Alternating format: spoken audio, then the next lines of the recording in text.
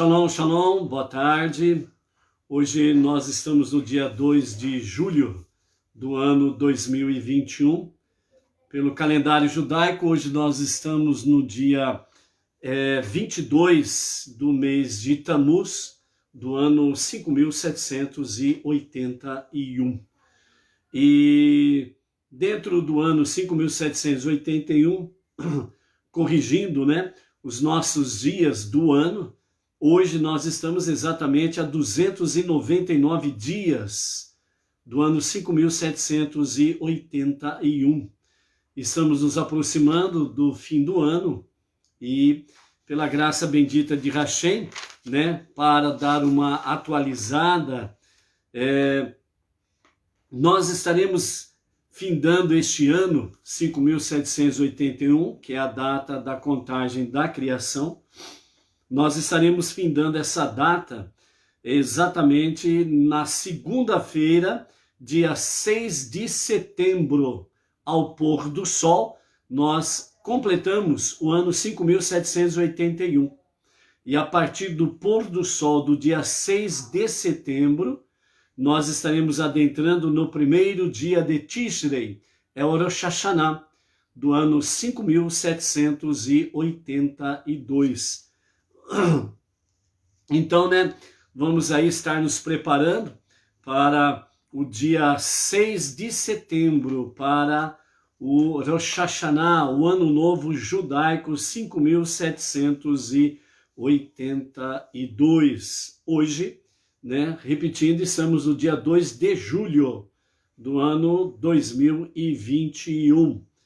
E pelo calendário judaico, nós estamos a 299 dias do ano 5781. Portanto, a nossa gota de sabedoria hoje, do nosso Rebbe Menachem Mendel, é dentro daquele grupo de 23 ensinamentos que nos fala sobre a planta da criação. Então, o Rebbe fala conosco no dia de hoje da seguinte forma: você pode viver num palácio cheio de tesouros e ainda ser pobre. Para ser rico, você precisa possuir as coisas que tem. O mesmo se aplica à pobreza mental.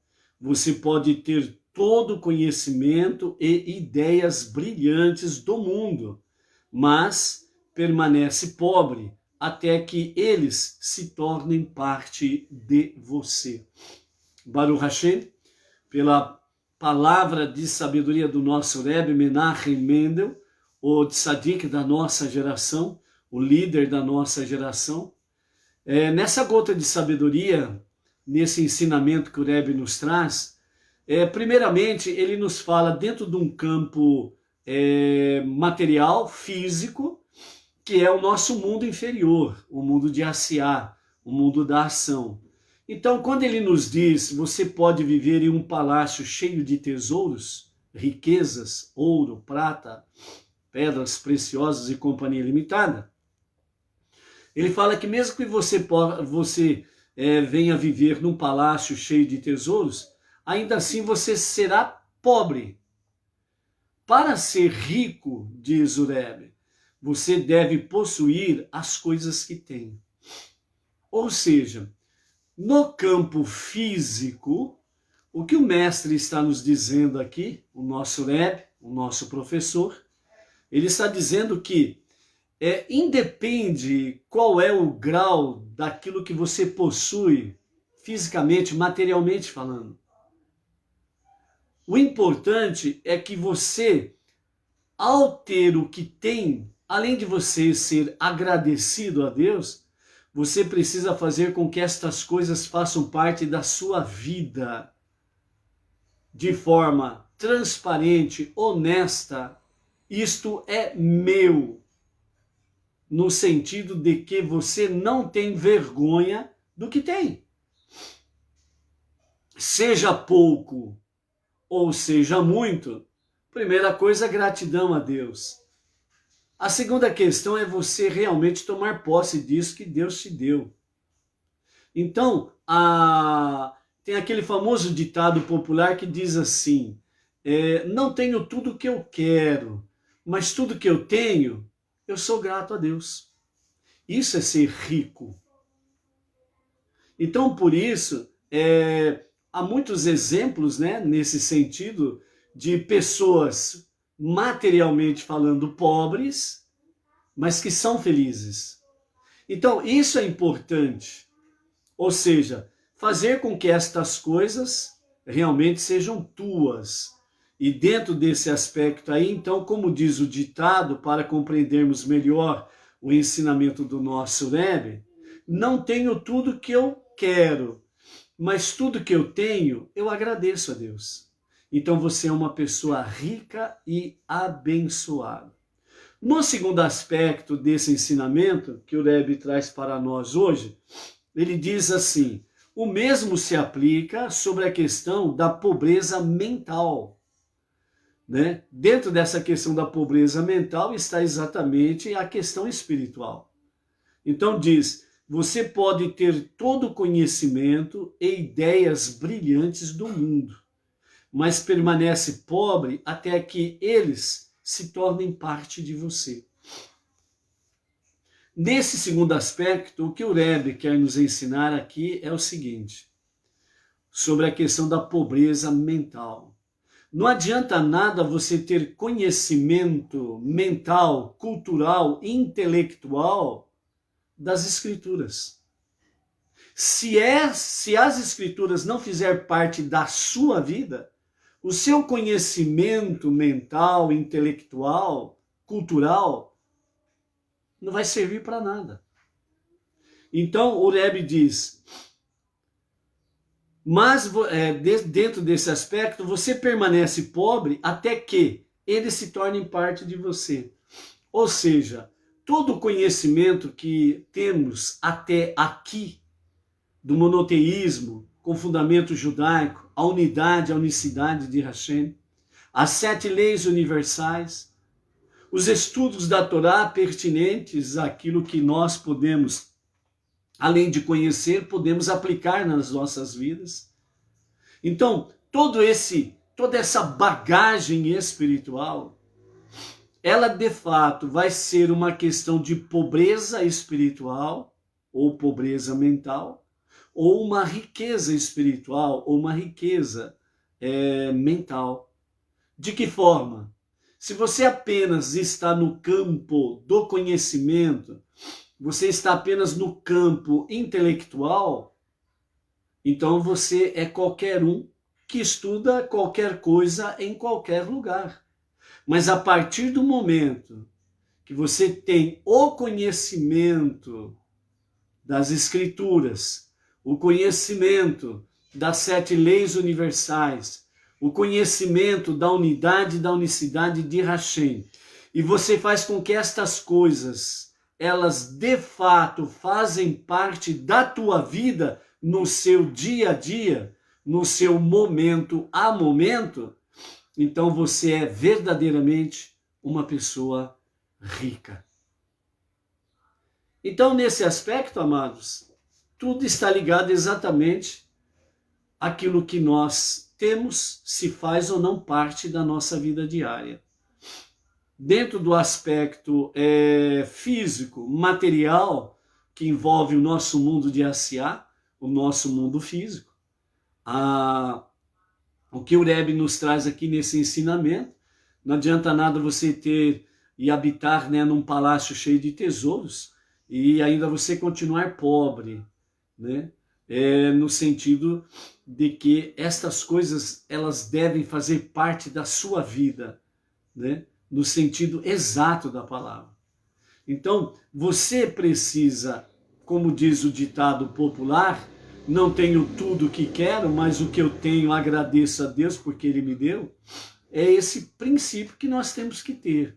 E nesse sentido, nós realmente seguirmos em frente na nossa jornada monoteísta, cada vez mais nos revestindo, não somente do conhecimento, mas da prática da nossa vida. Por isso, né, os nossos 5 alicerces, Techuvá, Tefilá, Sedaká, estudo da Torá e as 7 leis universais. São os nossos 5 alicerces. Estas coisas, elas precisam fazer parte da nossa vida diária, cada momento do nosso viver. Baruch Hashem? Ok, vamos lá? Então, hoje nós estamos aí em A Tarde com a Torá, né, no 6º dia da semana, portanto, nós estamos no 6º dia, véspera de Shabat, e a partir daqui para a tarde, tudo está envolto na preparação para o Shabat, e bem como também nós estamos na nossa 6ª Aliyá, a nossa 6ª leitura da Parashá semanal. A nossa Parashá semanal é a 41ª, de nome Pinhas, né? E pela graça bendita de Hashem, amanhã vamos concluir, se Mashiach não se revelar até ali, vamos concluir a nossa Parashá semanal, ok? Inês Martins, Shabbat Shalom. Luiz Ribeiro, Shabbat Shalom. Maria Luísa Freitas, Shabbat Shalom. Marli Estael Silva Monteiro, Shabbat Shalom. Aproveitando a Marli, né, Estael, lá de Vitória, Espírito Santo, né, através dela nós vamos mandar um Shabbat Shalom especial para o seu primo Pedro Francisco Alves Filho, lá da cidade de São José do Egito, no estado de Pernambuco, ok? Então, Pedro Francisco, a ti e família, um Shabbat Shalom pela graça maravilhosa do nosso Deus na vida de vocês aí. Baruch Hashem. A Donária Carmo, lá em Lisboa, Portugal, Shabbat Shalom, Donária, a você, a família, ao marido. A Edina Silva, também que está aí conosco. Shabbat Shalom, Edina. Tudo bem aí, Edina? Tranquilo? Já acabou a quarentena, Edina? Shabbat Shalom para você, com muita saúde, vigor, proteção. A Luciana Rodrigues, Shabbat Shalom. A você, a família, aí em Marília. Ok? Mais alguém aí, amados? Temos aí, quem mais que está conosco aí, né? Dando um shalom aí, para aparecer o nome para mim aqui, senão eu fico sem saber quem está aí conectado na live em A Tarde com a Torá, ok? Né? Também ao Valbevan Oliveira, lá de Piauí, né? Um Shabbat Shalom para você e a família, né? O Pedro Zaghini, Shabbat Shalom, Pedro Zaghini, a você e a família aí, né? Pela graça de Hashem. Pedro Zaghini, se não me engano, acho que é de Curitiba, né, o Pedro? Saulo Rodrigues, lá de Joinville, Santa Catarina também, né? Um Shabbat Shalom para vocês aí, neste 6º dia à tarde, né? Baruch Hashem. Deixa eu ver aqui se tem alguém de Cuiabá, né? De Cuiabá que mandaram aí, dar uma olhada aqui a respeito de alguém de Cuiabá, Mato Grosso, né? Então, Cuiabá, deixa eu ver aqui na lista, né? Que foi pedido aí, a Vânia. A Vânia pediu para ver se tem alguém de Curitiba aqui. Campo Grande, tem o Jandir Dias, tem o Rodrigo Silva de Campo Grande também, Cuiabá, deixa eu ver aqui, mais uma anotação, a grosso modo, né? Campo Grande também nós temos ali o casal, né? O Cássio e a Berenice Altafini. Baruch Hashem. Olhando rapidamente aqui, Vânia Branco, lá de Patinga, Minas, né? No momento aqui, não estou vendo alguém específico de Curitiba, mas vamos dar uma olhada posterior e aí a gente manda uma mensagem no zap aí, nesse sentido aí, ok? Baruch Hashem. Então hoje nós estamos no nosso sexto dia, a nossa sexta aliá, da nossa Parashá Pinhas. A nossa sexta leitura está no capítulo 28 de Números, e nós vamos ler do verso 16 até o capítulo 29, verso 11, na nossa sexta leitura, que diz assim: no primeiro mês, no 14º dia do mês, tragam uma oferenda de Pêssar a Deus. No 15º dia deste mês, uma festa começa. Vocês deverão comer matzot por 7 dias. O primeiro dia é uma celebração sagrada. Vocês não farão nenhum trabalho. Vocês oferecerão uma oferenda de fogo, uma oferenda queimada para Deus, 2 touros jovens, 1 carneiro e 7 cordeiros, em seu primeiro ano. Eles deverão ser perfeitos e sem máculas para vocês. As oferendas de farinha que as acompanham deverão ser de farinha fina misturada com azeite. Vocês oferecerão 3/10 de um efá de farinha para cada touro, 2/10 para o carneiro, e vocês oferecerão 1/10 para cada cordeiro, para todos os 7 cordeiros. Um cabrito deverá ser trazido como uma oferenda de pecado para expiar por sua inadvertida contaminação ritual do templo. Vocês oferecerão isto em adição à oferenda queimada, que é oferecida como uma oferenda queimada diária. Vocês oferecerão tudo isso todos os dias durante os 7 dias. Isso é uma oferenda de fogo, alimento para o altar, um aroma agradável a Deus. Vocês oferecerão tudo isso em adição à oferenda queimada diária e à libação que a acompanha. O 7º dia será uma celebração sagrada para vocês. Vocês não realizarão nenhum trabalho. Aqui do verso 16 até o verso 25 do capítulo 28, nós temos aí as oferendas comunais de Pêssar, né? Então, Baruch Hashem por isso, né? Sobre Pêssar. Então nós vamos ver daqui para frente sobre a questão de oferendas específicas para datas específicas, ok? A Donária Carmo, né? Todarabá, Shaliach, saudações de meu marido. Ô Donária, um abraço aí para o nosso querido. Coloca o nome dele aí para a gente poder citar o nome completo dele aí, ok? Né? Então, um Shabbat Shalom para vocês aí. Do verso 26 até o verso 31, onde nós encerraremos o nosso capítulo 28, nós temos aí as oferendas comunais de Shavuot, que diz assim: em sua festa de Shavuot, o dia dos primeiros frutos, quando vocês oferecerem as oferendas de farinha para Deus do grão de trigo novo, vocês farão uma celebração sagrada. Vocês oferecerão uma oferenda queimada como um aroma agradável para Deus. 2 touros jovens, 1 carneiro e 7 cordeiros em seu primeiro ano. As oferendas de farinha que os acompanharão deverão ser farinha fina misturada com azeite, 3/10 de um efá para cada touro, 2/10 para o carneiro e 1/10 para cada cordeiro, para os 7 cordeiros.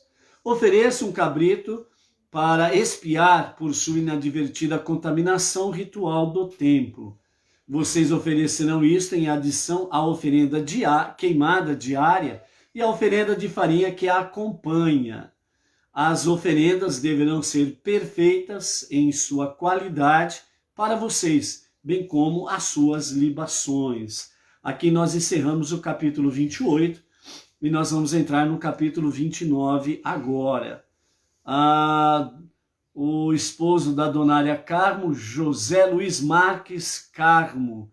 Baruch Hashem, José Luiz, que Hashem renove a graça sobre a sua vida e que seja um Shabbat Shalom muito especial na vida de vocês aí em Lisboa, com muita presença divina, com muita luz de Hashem, trazendo graça, vigor, saúde, né? Bênçãos e respostas às vossas preces. Amém? No capítulo 29, do verso 1 até o verso 6, nós vamos ver aí as oferendas com referência a Rosh Hashanah e a Shofar, né? O toque de Shofar e Rosh Hashanah, o Ano Novo, que nós vamos, daqui mais 60 dias aproximadamente, teremos aí o nosso Rosh Hashanah 5.782, né? Então, Baruch Hashem por isso daí, né? Assim, que nós possamos, né, estarmos já desde já nos preparando para a passagem do nosso Ano Novo, né? O Ano Novo Civil, 5.782. Então, capítulo 29. No 7º mês, no 1º dia, vocês terão uma celebração sagrada. Vocês não realizarão nenhum trabalho. Esse será um dia do toque do shofar para vocês. Vocês trarão uma oferenda queimada como um aroma agradável para Deus, um jovem touro, um carneiro e 7 cordeiros em seu 1º ano, todos perfeitos e sem máculas. As oferendas de farinha que a acompanharão deverão ser farinha fina misturada com azeite, 3/10 de efá para o touro, 2/10 para o carneiro e 1/10 para o cordeiro, para os 7 cordeiros. Ofereça um cabrito como uma oferenda de pecado, para expiar pela sua inadvertida contaminação ritual do templo.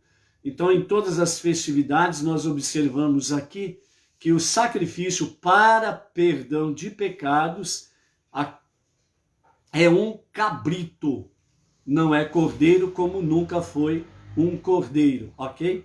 Então é um cabrito, né? Que é para a oferenda para perdão de pecados. Continuando o verso 6 do capítulo 29, tudo isso em adição à oferenda queimada de Rosh Chodesh e a oferenda de farinha que a acompanha, em adição à oferenda queimada diária e a oferenda de farinha e libações que as acompanham, conforme prescritas para elas. Isso será um aroma agradável, uma oferenda de fogo para Deus. Em Rosh Hashanah, o Ano Novo, tem as especificações aqui das oferendas, e logo no versículo 6 nós temos aí, né? Tudo isso em adição à oferenda queimada de Rosh Chodesh. Rosh Chodesh é a cabeça do mês. E Rosh Hashanah é a cabeça do ano, ou seja, é o princípio do ano novo, né? E Rosh Chodesh é a cabeça do novo mês. No caso específico, né, Rosh Hashanah e Rosh Chodesh, os dois acontecem ao mesmo tempo, porque é o começo de um mês e é o começo do ano novo. Então, por isso é uma adição, tanto das oferendas de Rosh Hashanah, adicionados com os sacrifícios de Rosh Chodesh, ok? Do verso 7 ao verso 11, nós temos aí a respeito das oferendas para Yom Kippur, o dia do perdão, que diz assim: no 10º dia deste 7º mês, vocês terão uma celebração sagrada, vocês se afligirão. Vocês não realizarão nenhum trabalho, vocês trarão uma oferenda queimada para Deus, como um aroma agradável, um jovem touro, um carneiro, 7 cordeiros em seu 1º ano. Eles deverão ser perfeitos e sem máculas. As oferendas de farinha que as acompanharão deverão ser farinha fina misturada com azeite, 3/10 de um efá para o touro, 2/10 para o carneiro e 1/10 para cada cordeiro, para os 7 cordeiros. Ofereça um cabrito como uma oferenda de pecado, para expiar por sua inadvertida contaminação ritual do templo. Tudo isso em adição à oferenda de pecado para expiação e à oferenda queimada diária, acompanhadas de suas oferendas de farinha e libações. Aqui nós encerramos a nossa sexta aliá, né? Amanhã vamos continuar aí com as oferendas sobre Sukkot, né? Dentro da nossa sétima aliá de amanhã, teremos também as oferendas comunais sobre Shemini Atzeret, para completarmos a nossa Parashá Pinhas, né? E comentando algumas coisas aqui nesse sentido, né, das oferendas comunais, né? Então os nossos sábios, nossos comentaristas, eles falam para nós algumas coisas que nós precisamos aí realmente estarmos apercebidos delas, né? Pessach, que é no primeiro mês, anuncia uma primavera ensolarada e quente, né? Então, realmente, a festividade de Pessach, ela acontece na primavera. É o período chamado de verão, e por isso fala de ensolarada e quente, né? Sai do período de outono e inverno para entrar exatamente no período de primavera-verão. Dentro do calendário judaico em Israel, primavera e verão corresponde exatamente a 6 meses. É o período que é chamado de verão, no sentido de 6 meses. Assim como outono e inverno é um período de 6 meses, também é chamado de inverno, né? Onde realmente ali o período de inverno ele é intenso, né? Muito frio, tem nevasca, tem neve, etc. e tal, né? E na época da primavera-verão vem exatamente também um período ensolarado e quente, né? Então, dentro desses aspectos aqui, os nossos sábios comentam que a natureza da primavera, ela traz à tona as forças naturais que estavam escondidas durante o inverno e a florescência que se transforma em frutos maduros mais tarde. O que os sábios querem mostrar para nós aqui é que o período de outono e inverno, então, com o gelo, né, a neve caindo, então eles encobrem, né, a neve, o gelo, eles encobrem o que realmente tem por baixo, né, por baixo do gelo, né, aquilo que está realmente ali oculto, ele fica escondido. Por isso é chamado um período de ocultação.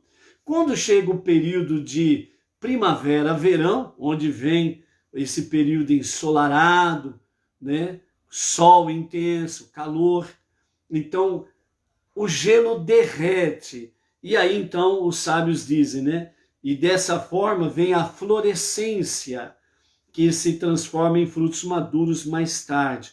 Ou seja, as forças naturais que estavam escondidas por baixo do gelo, agora vêm à tona, são reveladas, né? E isso transforma-se em uma visão agradável, né? A primavera, aquela questão toda, né? As flores, já na sequência vem os frutos, então é agradável aos olhos, enquanto que o período de outono e inverno, a aparência é uma aparência triste, né? Onde realmente o frio, ele encobre, né, as forças naturais, né? Tanto na natureza como do ser humano também, porque o ser humano se enfia, né, debaixo de tantas roupas e cobertas, né, que acaba ficando também de uma certa forma oculto. Tem um significado espiritual nessa história, nunca podemos esquecer isso. Ao aplicar essa ideia ao elemento humano, pode existir um estado de inverno, entre aspas, de aparente improdutividade na vida de uma pessoa. Mas nenhum judeu ou judia deve se considerar, e com certeza não deve ser considerado pelos outros, como tendo esgotado a sua utilidade, mesmo que um longo período de improdutividade tenha se passado, como 6 meses de inverno. Nesse aspecto aqui, né, os sábios estão trazendo para nós que, primeiramente, uma visão do mundo de Asiá, o nosso mundo inferior, Outono e inverno, neve, gelo, encobre as forças da natureza. Vem primavera e verão com o sol quente, né? Um período ensolarado e quente, derrete o gelo, então mostra, revela, traz à tona as forças da natureza, onde realmente as forças da natureza começam a mudar o seu aspecto. Aquilo que antes, outono e inverno, mostrava uma aparência taciturno, né? Triste, né? Uma aparência de tristeza, né? O céu encoberto, todas as coisas encobertas, até mesmo o próprio ser humano encobertos, né? Representando um certo período de improdutividade do ser humano. E aqui, primeiramente, dentro do aspecto judaico, todo judeu e toda judia, né, tendo um período de inverno nas suas vidas, mesmo tendo esse período improdutivo nas suas vidas, não podem ser taxados ou simplesmente ditar uma sentença sobre eles dizendo, esgotou o seu tempo de utilidade, você não serve para mais nada, né? Então aquela expressão que muitas vezes se usa aí no mundo, né? Fulano de tal não presta para nada, não serve para nada. A melhor coisa é jogar fora. Se jogar fora ainda dá prejuízo, né? Então são alguns argumentos, algumas frases, né, jogadas ao vento aí entre as nações. E no ensinamento específico aqui, os nossos mestres querem mostrar para nós que, a começar pelo próprio povo judeu, o nosso irmão mais velho, o filho primogênito de Deus, ninguém pode dizer que um judeu ou uma judia tem esgotado o seu período de utilidade. Mesmo que ficou algum tempo sem praticar a fé, sem praticar a vida religiosa, né? Ficou escondido no seu inverno, não se revelou para nada, para ninguém, né? Ficou encoberto como o outono e o inverno. Mas aí os sábios dizem que sempre há uma primavera e verão, e o gelo derrete, e a pessoa se revela, e ela volta a ser, realmente, a ter uma aparência como a própria força da natureza, uma força de flores e em seguida frutos. E isso acontece com todo judeu e toda judia, né? Então, dentro desse aspecto, é um ensinamento para nós, entre as nações, que estamos aí, né? Ficamos um período de outono e inverno sem conhecer o verdadeiro monoteísmo. Ficamos um período de outono e inverno escondidos, acobertados, né? Em nossa saga, achando que estava fazendo o que era certo, mas na verdade nós estamos vivendo um período de outono e inverno.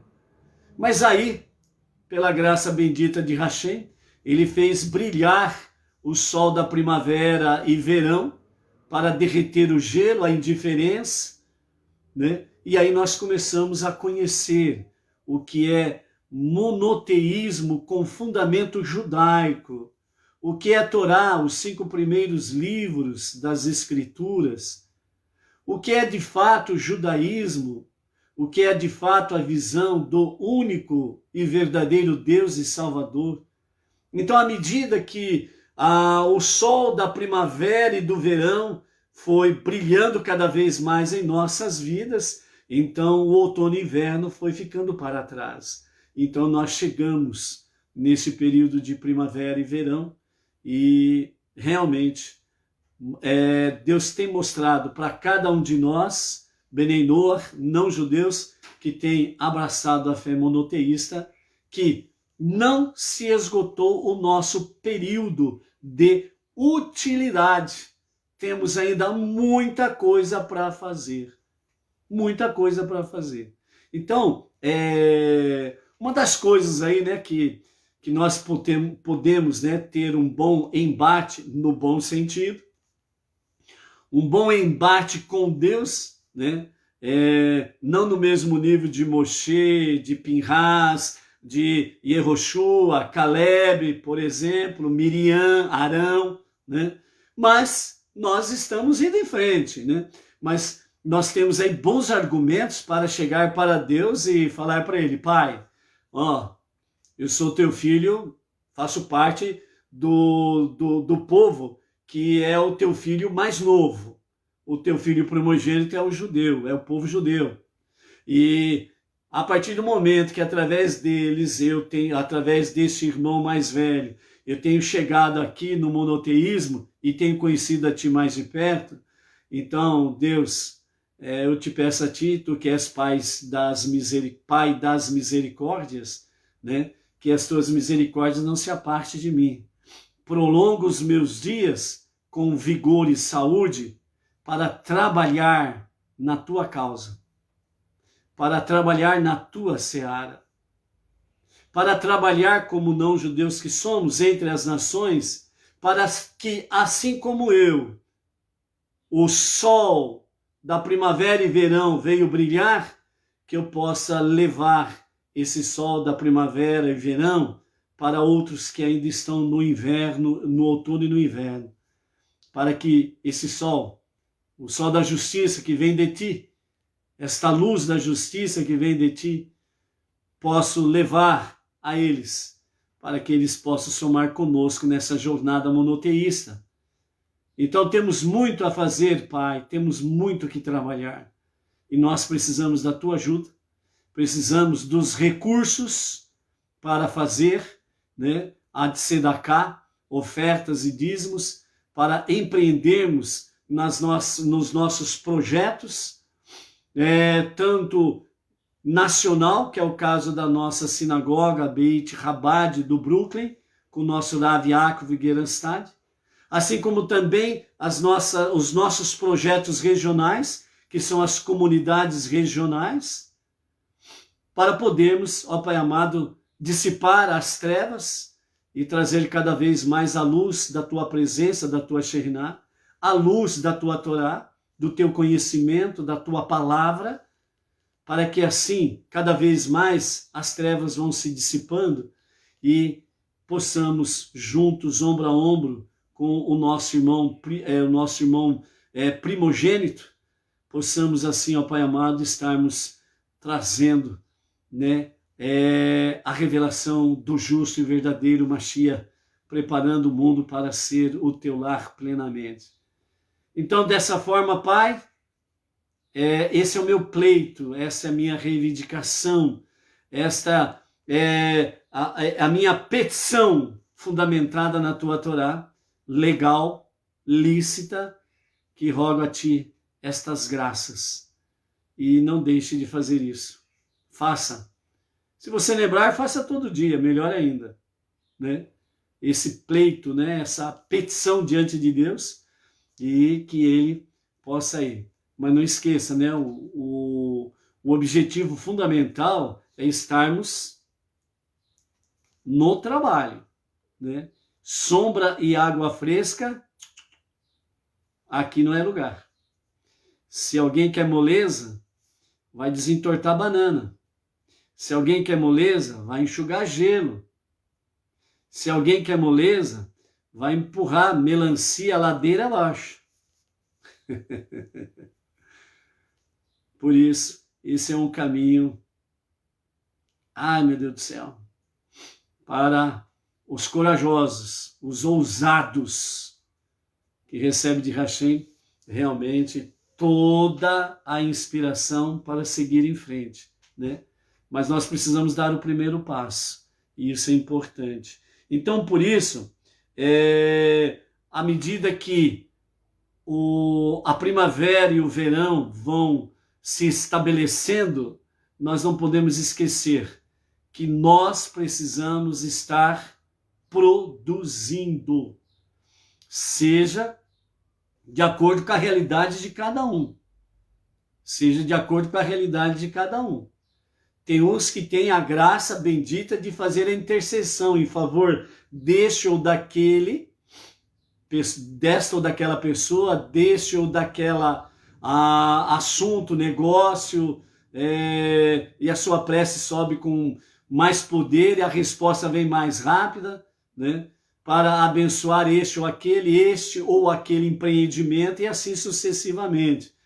Outros, né, têm mais ousadia no sentido de fazer a sua tzedakah, ofertas e dízimos, para este, aquele e tal projeto, comunidade, sinagoga e assim sucessivamente. Tem outros que têm a capacidade, né, tranquila, que é um dom recebido de Deus, de socorrer rapidamente o órfão, a viúva, o pobre, o necessitado, o destituído, né? E vai ali, socorre, né? E tá sempre na ativa, né?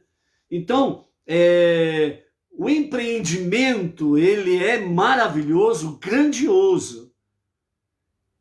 Todos, se focasse apenas numa coisa, né? Seria aquela questão, teria um grande vácuo, ou à sua direita ou à sua esquerda. Só aquilo, não é verdade? Então, por isso, há uma diversidade de pessoas, atributos, dons, né? Inspirações que Deus dá a cada um de diversas formas. Por isso que nós não podemos esquecer uma das lições desta semana da nossa Paraxá, que é exatamente o quê? Deus te colocou no lugar certo, na hora certa, para ter contato com as pessoas certas, para fazer aquilo que é certo. Ponto. Faça. Não deixe para amanhã. Porque não existe, como nós já vimos aqui nesses dias também, não tem aquela questão de acumular, né? Eu tenho que fazer hoje, é hoje que eu tenho que fazer. O que eu não fiz hoje, eu não posso acumular para amanhã. Principalmente quando a questão é o seguinte, eu não fiz porque eu não quis. Ou eu permiti com que certas coisas viessem realmente se colocar entre eu e o objetivo a ser alcançado daquele dia, e eu simplesmente dei mais atenção a essa questão secular e deixei a principal de lado, né? Então, o que Deus está colocando, propondo para fazermos hoje, façamos. Amanhã é outro dia, é um outro passo, é um outro momento, ok? E assim vamos em frente. Então, dessa forma, recebendo a inspiração e o estímulo apropriado, o estado de inverno pode facilmente e subitamente ser transformado em primavera e em uma época de florescência, o que finalmente amadurecerá em bons frutos para Deus e para o homem, né? Então, dentro desse aspecto aí, você tem realmente esse período, né? Dentro do campo tanto físico, material, como espiritual, o período de primavera, verão, para fazer o quê? Fazer amadurecer em bons frutos para Deus e para o próximo, ok? No capítulo 29, né, hoje nós lemos aí do verso 1 até o verso 11. Mas amanhã, na nossa sétima aliá, mais Mafitir, nós estaremos concluindo, né, completando a nossa Paraxá Pinhas e o capítulo 29, que vai até o verso 34. Dentro desse aspecto aqui, né, nas faíscas de Hassidut, os ensinamentos, né, dos nossos sábios da Hassidut, eles trazem aqui 4 aspectos, né, das festas, que a partir do capítulo 29 nós temos aí as demais festividades, né, as festividades durante o ano, de uma forma mais resumida aí, com a parte final do capítulo 28, onde vimos aí a questão de Pesach, Shavuot, né, Rosh Chodesh, e temos aqui mais as festividades que vamos continuar vendo aqui. Então, o pensamento da Hassidut, dos nossos mestres, eles trazem para nós 4 aspectos a respeito das festividades.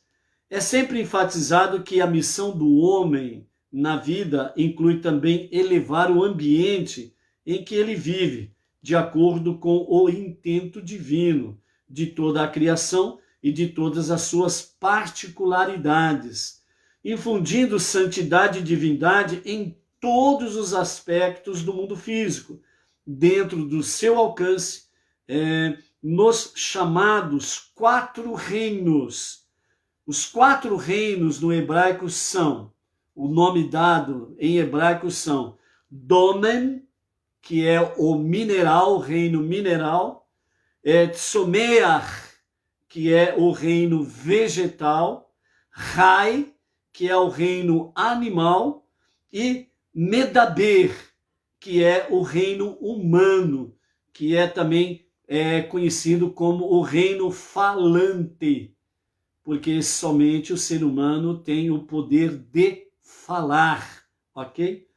Então, significativamente, isso se expressa nos mandamentos especiais conectados com o começo do ano, como uma introdução ao ano inteiro, que são nas festividades do mês de Tishrei, que é o Rosh Hashanah, que nós vamos ter lá no dia 6 de setembro. Então, ao pôr do sol do dia 6 de setembro próximo, né, nós teremos ao pôr do sol o início do novo ano 5.782. E dentro desse aspecto, os nossos sábios trazem para nós que os mandamentos especiais, eles estão todos conectados com a entrada de Rosh Hashanah, do mês de Tishrei. Então, por isso, né, vamos nos preparando e à medida que nós vamos chegando, nós estaremos aí falando mais sobre a questão do mês de Tishrei, a festividade de Rosh Hashanah, o início do novo ano, Rosh Hashanah, a cabeça do ano novo, Rosh Chodesh, a cabeça do novo mês, que nós estaremos entrando, Tishrei, né? E as demais festividades que terão uma sequência, né, dentro do próprio mês de Tishrei. Então, a mitzvah, por exemplo, que nos fala das festividades do mês de Tishrei, nós temos aí, então, a mitzvah de Sukkah, né? A Sukkah é a cabana, onde o judeu vive durante os 7 dias de Sukkot, a festividade de Sukkot, em que as paredes da Sukkah representam o reino mineral. Então, a festividade de Sukkot, as paredes da Sukkah, né, que ela é feita nesse período de habitar nas tendas, em cabanas durante 7 dias, as paredes representam exatamente o reino mineral. A mitzvah das 4 espécies que tem na festividade de Sukkot, que é exatamente o etrog, lulav, hadass e aravá, né, representa o reino vegetal. A mitzvah de shofar, que é tocada em Rosh Hashanah, no ano novo, o shofar, né, ele vem do chifre do carneiro.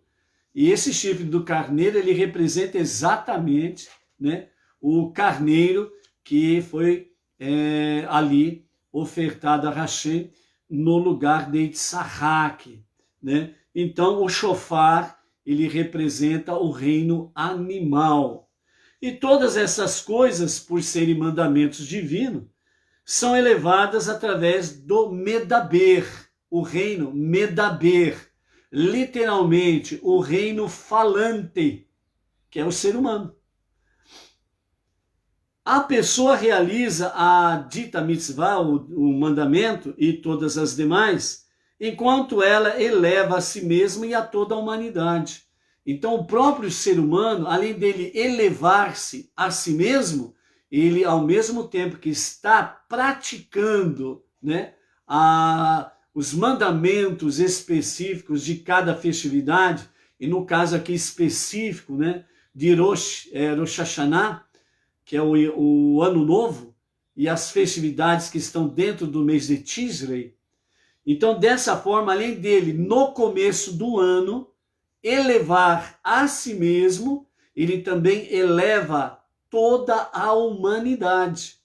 Por isso que é importante nós, quando chegarmos em Rosh Hashanah, nós estarmos aí dentro do mês de Tishrei, nós estamos vivenciando as festividades de Rosh Hashanah, Sukkot, né? Tem Yom Kippur mais pela frente, né? Então as festividades ligadas ao mês de Tishrei, então nós precisamos procurar fazê-la da melhor forma possível, porque além de nós nos elevarmos, nós estaremos elevando o nosso mundo físico. Nós estaremos elevando os reinos, né? Os reinos de mineral, vegetal e animal, junto com o reino humano, Medaber, o reino falante. Então, quando nós assim o fazemos, além de sermos elevados, nós vamos estar elevando todo o nosso mundo, toda a raça humana, a um padrão elevado na presença divina. Lembrando que em Rosh Hashanah, Deus, ele faz os seus decretos. Por exemplo, quem vai viver no novo ano 5.782? Quem vai morrer no ano... Voltou o sinal. O sinal vai, o sinal vem e nós continuamos aqui. Ok? Então, nós temos aí em Rosh Hashanah, né, os decretos divinos. Então, os decretos negativos, que são aqueles relacionados, quem vai ficar doente, quem vai morrer, etc., quem vai ficar pobre, etc. e tal, esses decretos negativos, eles podem ser revertidos, eles podem ser mudados. De que forma que esses decretos negativos podem ser mudados? À medida que nós vamos nos aplicando na obediência para nós não judeus, nas 7 leis universais, o estudo da Torá, a Teshuvá, a nossa Teshuvá diária, a nossa Tefilá diária, a nossa Tzedaká, ofertas e dízimos, certo? Então, à medida que nós vamos nos aplicando a estas coisas e juntos estarmos realmente levando em frente, avante, realmente, a unidade e a unicidade de Hashem, o verdadeiro monoteísmo com fundamento judaico, os decretos negativos vão sendo transformados em decretos positivos. E isso é para o bem e para o Shalom. Ok? Então, isso daí que quer nos dizer aqui. Então, dessa forma, todas estas coisas, né, por serem mandamentos divinos, são elevadas através do Medaber, o reino Medaber, o reino falante, ou seja, o reino do ser humano. A pessoa realiza as mitzvot, os mandamentos, os preceitos de Hashem. Ele, além de elevar a si mesmo, ele eleva também toda a humanidade, tanto na esfera do fazer quanto do não fazer, esta última tendo representada pelo mandamento de jejum no dia sagrado, no dia da expiação, no dia de Yom Kippur. Assim, ao infundir santidade em todos os 4 reinos do mundo físico e transformá-los em recipientes ou instrumentos de santidade para realizar o mandamento de Deus, um judeu os eleva à sua verdadeira perfeição. Então, a partir do momento que o judeu, o filho primogênito de Deus, o nosso irmão mais velho, se aplica a estas coisas, ele eleva-se a si mesmo e todo o mundo. À medida que os não-judeus, que estão na fé monoteísta, estão ombro a ombro com os judeus prestando o mesmo serviço a Hashem, estão no mesmo nível. Além de elevar a si mesmo, estará elevando toda a humanidade, principalmente as nações, os não-judeus, que é a nossa responsabilidade. Então, por isso, as festividades, elas são importantes para que toda escuridão, toda treva caiam por terra. Assim, trevas e escuridão vão sendo vencidos e vão caindo por terra, e toda escuridão e todas as trevas vão se transformando em luz. Porque onde a luz chega, as trevas se transformam em luz. Seja luz, seja forte. Não saia nem para a direita, nem para a esquerda, porque diz o profeta, ouvirás uma voz que te dirás, este é o caminho. Valeu, Hashem? É isso daí. Uma boa preparação para o Shabat. Um excelente Shabat a você, sua família, a sua comunidade. Você que esteja ou sozinho, né? Ou sozinha, ou você que esteja somente você e a sua família. Você que estiver com o seu vizinho ou com a comunidade, o importante é estarmos no mandamento, elevando-se a si mesmo e elevando-se toda a humanidade. Este é o foco nosso.